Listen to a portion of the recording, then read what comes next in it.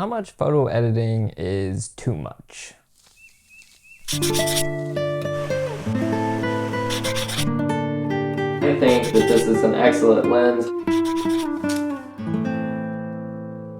Well, hello everyone and welcome back to my channel. My name is Emma and professionally I'm a software developer, but in my free time I love landscape photography and making related videos here on YouTube. In today's video, I thought that I would give you just a little bit of a philosophical explanation around my thinking on how much I edit my photos, as well as share my thoughts about how much photos should be edited in general. There's almost no limit to how much you can edit your photos, but I think that every photographer has some line as to what they feel is too much. I've heard from some people who feel that any photo editing at all is cheating, and others do some incredible composite work with very heavy photoshopping.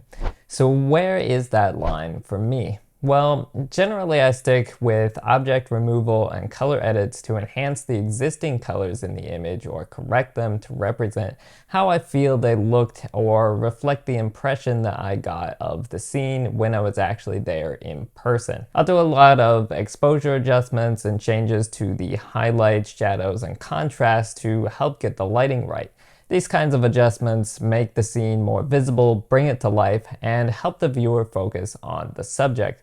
Where I typically draw the line is adding lighting to the photo, such as sun rays that weren't in the original image. Another more significant lighting adjustment that I'll do is an HDR merge. Now, there are very dramatic ways of doing HDR merges, and I typically avoid that and try to keep it more natural looking. But what HDR merges allow me to do is get a lot more light and color depth than I can capture in a single photo. This kind of editing enables me to get photos that cannot be created in the camera, but which produce a result with more balanced light in the shadows and highlights and more color, which better reflects what the human eye will actually see in the scene. I will also do a lot of basic color adjustments like saturation and white balance adjustments. You can get these things right in the camera, but they're not a physical adjustment, they're an interpretation of the data coming from the sensor, so you can just as well freely adjust them in the raw file after the fact. Now, when I'm doing color edits, I try to avoid overdoing it. I don't want to oversaturate things or change the color so much that it looks unnatural. Again, my goal in photo editing is for the photo to look natural and true to the scene.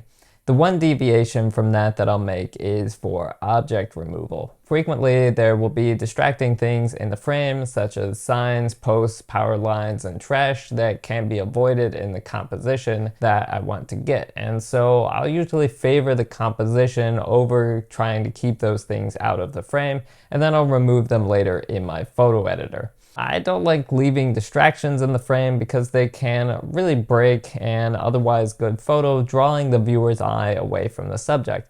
But I don't like compromising the composition to try to keep distractions out of the shot either. I'd rather just do a bit of editing to remove them. In my mind, that's still being true to the scene, albeit the scene as it could be if it were improved a little bit. What I typically won't do though is add something to the photo that wasn't actually there. My line for everyone else's photos is much looser though. I'm fairly open-minded as far as what others can do with their photos. I can appreciate the people who try to get everything right in camera or those who apply heavy edits and create composites. I think what really matters is that the artist liked their work, found meaning in it, and expressed themselves through it.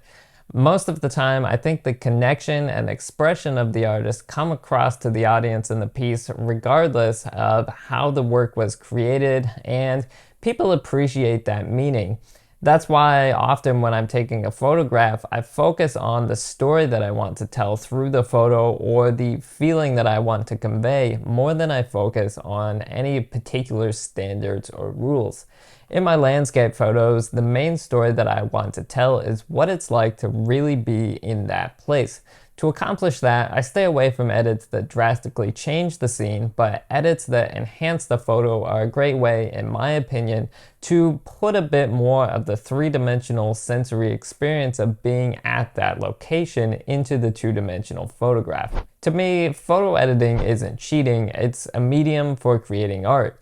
Now, not everyone else may like the art that's created in that way, but that doesn't mean that it's bad. I don't care for opera, but it's been considered one of the highest art forms. So whatever you want to make and however you want to make it, go for it. People might say that you're breaking some unwritten rules, but breaking rules has made some of the best art. Make your own rules and be true to yourself, not the wannabe art critics on the internet. So that's all for this video. I just thought I'd chat for a few minutes about my philosophy of photo editing. So if you have anything that you'd like to add, drop it in a comment below. If you've enjoyed this video, don't forget to hit the like button on the way out and to subscribe to my channel so you don't miss more videos that I'm really excited to share with you in the future. As always, thank you so much for watching, and I will see you in the next one.